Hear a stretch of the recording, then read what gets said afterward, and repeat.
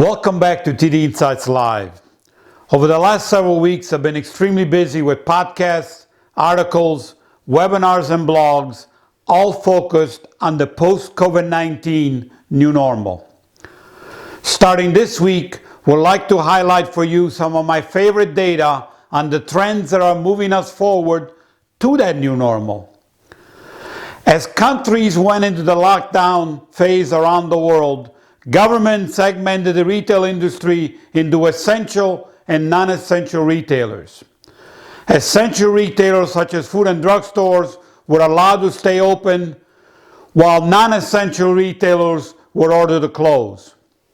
As the IHL Group pointed out, the lockdown resulted in a substantial transfer of wealth. For the world, the shutdown led to $285 billion being transferred from general merchandise and hospitality, which closed, to food and drug and mass merchandisers, which stayed open. For North America, this direct wealth transfer from non-essential retailers to essential retailers was $125 billion. As most small businesses were forced to close during the lockdown phase, the wealth transfer was $250 billion from small companies to large companies, which continues to stay open.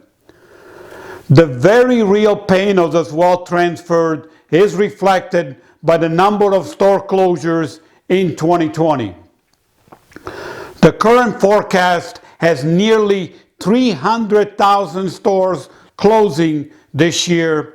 73% or over 220,000 of these closures are one-store small business companies. What strategies should small businesses adopt to survive and thrive through the pandemic and to the new normal? First and foremost is to stay close and work on getting even closer to your customer base. The post-pandemic trends are projecting that shopping local will become much more important to consumers, especially as many are planning to stay closer to home. Plan multiple special opening events. Build them around community. Join other small businesses and strategies to encourage shopping at local stores.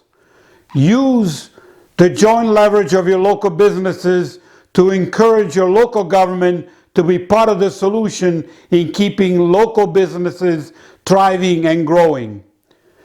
In China, for example, local governments offered financial incentives in both vouchers and coupons to encourage consumers to come back to the stores. Finally, even if you are a small business, you need to think digital communications. Because of the pandemic, all of us now are digital natives. At the minimum, you need a website that continuously encourages loyalty from your customer base and introduces your small business to potential new customers. Bringing back small businesses, including retail, is very important to the U.S. economy.